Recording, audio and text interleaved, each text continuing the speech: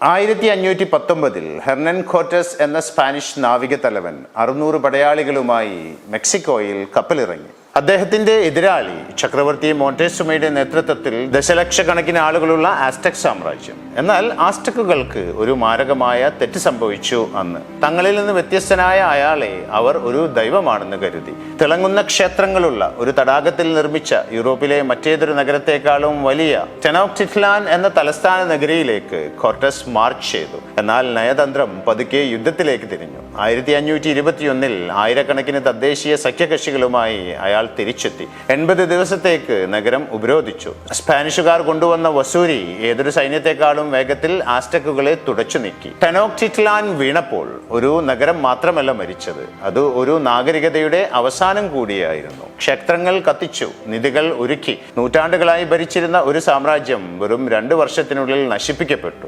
ആസ്ടെക്കുകൾ ഉഗ്രമായി പോരാടി, പക്ഷേ തോക്കുകൾ, രോഗാണുക്കൾ, ഉരുക്ക് എന്നിവയ്ക്കെതിരെ അവർക്ക് ഒരിക്കലും അവസരം ലഭിച്ചില്ല.